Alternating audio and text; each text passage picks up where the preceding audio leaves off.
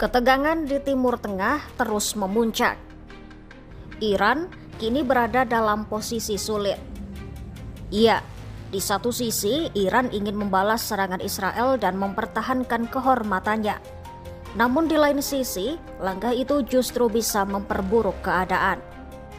Pilihan yang dimiliki Teheran untuk mengakhiri konflik militer dengan Israel terbilang sangat terbatas. Lantas, pilihan apa saja yang dimiliki Iran untuk menghadapi Israel? Simak selengkapnya dalam video berikut.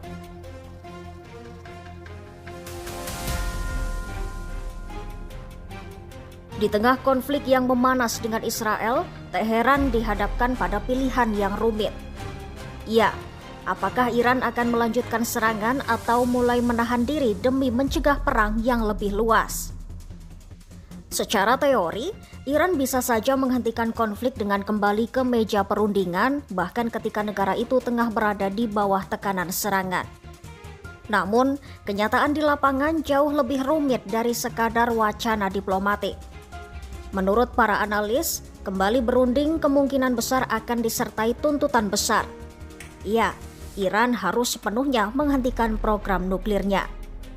Masalahnya, program tersebut selama ini menjadi alat tawar penting bagi Teheran di panggung politik global. Jika Iran melepaskan daya ungkit itu, negara-negara yang selama ini memusuhinya bisa semakin agresif mendorong perubahan rezim tanpa khawatir akan konsekuensi serius.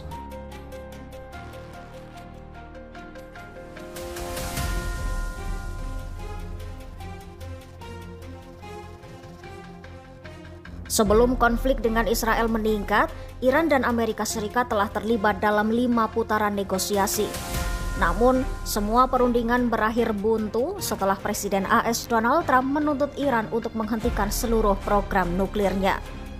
Padahal, menurut perjanjian non-proliferasi senjata nuklir yang telah ditandatangani Iran, setiap negara memiliki hak tak terbantahkan untuk menggunakan teknologi nuklir untuk tujuan damai. Sejak kegagalan negosiasi itu, tekanan dari Amerika Serikat semakin kuat.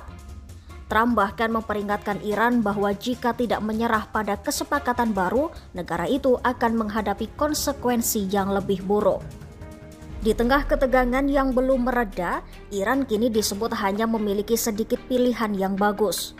Pakar Iran dari Pusat Kebijakan Internasional Negar Mortazavi menyebut meskipun membalas serangan Israel bisa jadi menenangkan secara politik di dalam negeri, namun strategi itu belum tentu membawa Iran keluar dari konflik.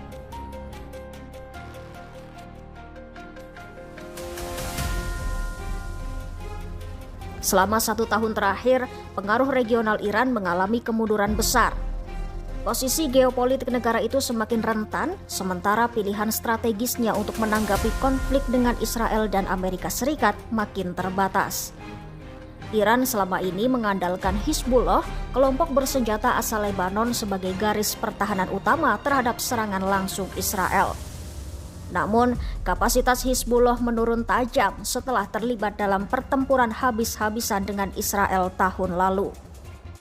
Pukulan lainnya datang pada Desember 2024 ketika sekutu lama Iran yaitu Presiden Suriah Bashar al-Assad akhirnya lengser dari kekuasaan. Meski begitu, Iran masih memiliki jaringan kelompok bersenjata yang tersebar di berbagai wilayah terutama di Irak. Menurut pakar Iran dari lembaga Stimson Center Barbara Slavin, kelompok-kelompok tersebut bisa saja melakukan serangan terhadap pangkalan dan personel AS. Langkah itu bertujuan untuk menggugah opini publik Amerika yang selama ini dikenal anti-intervensi. Slavin menilai basis pendukung Presiden Trump yang menganut prinsip America First sangat menentang keterlibatan AS dalam konflik luar negeri yang tidak berhubungan langsung dengan kepentingan domestik. Jika pasukan AS mulai menjadi korban dalam konflik yang melibatkan Iran dan Israel, penolakan publik bisa meningkat tajam. Di lain sisi, Iran juga memiliki cara lain untuk menekan AS secara ekonomi. Teheran mengancam akan menyerang kapal-kapal dagang di Selat Hormuz, jalur pelayaran penting yang menghubungkan Teluk Persia dengan Laut Lepas. Jika jalur ini terganggu, harga minyak dunia bisa melonjak tajam. Namun, ancaman itu juga seperti pedang bermata dua. Ya, ekonomi Iran sendiri bergantung pada ekspor minyak yang juga melewati Selat Hormuz. Sehingga langkah ini bisa menjadi bumerang bagi Iran sendiri. Slavin menilai pilihan terbaik Iran saat ini adalah menahan diri dan menunggu konflik mereda. Ia menekankan setiap manuver yang melibatkan personel AS bisa menjadi pemicu keterlibatan militer Washington yang lebih besar. Peringatan keras juga sudah disampaikan oleh pemerintahan Trump. Para pejabat AS memperingatkan jika Iran menargetkan tentara atau aset AS, maka konsekuensinya akan sangat berat.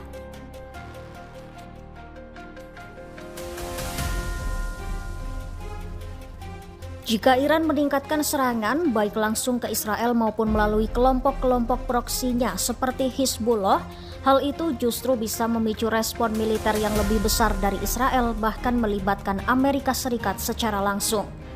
Langkah ini dikenal dengan istilah eskalasi untuk deeskalasi, yaitu meningkatkan ketegangan dengan harapan lawan akan mundur dan menawarkan jalan damai.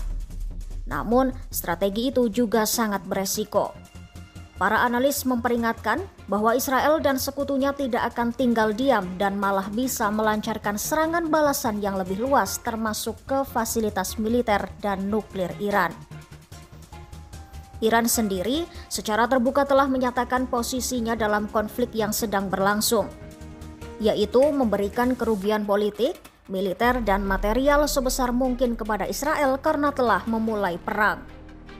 Menurut asisten profesor di Universitas Teheran Hasan Ahmadian, strategi Iran bertumpu pada keyakinan bahwa tekanan internal di Israel akan meningkat jika rakyatnya mulai merasakan dampak nyata dari konflik. Menurut Hasan, tekanan tersebut dapat memaksa Perdana Menteri Israel Benyamin Netanyahu menghentikan operasi militernya.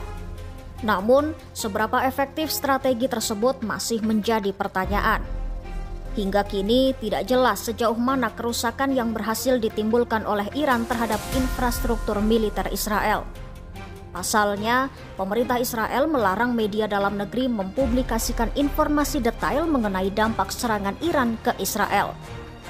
Lebih jauh, ketahanan Iran sendiri untuk melanjutkan perang dalam jangka panjang juga dipertanyakan.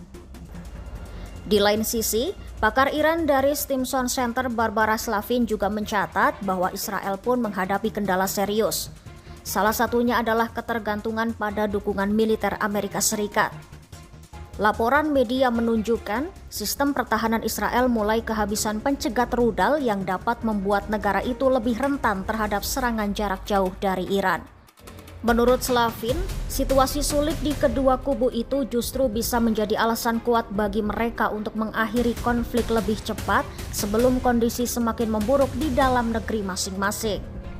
Pertarungan ini bukan hanya soal kekuatan militer di medan perang, tetapi juga tentang seberapa lama masing-masing pihak mampu bertahan secara politik, ekonomi, dan sosial.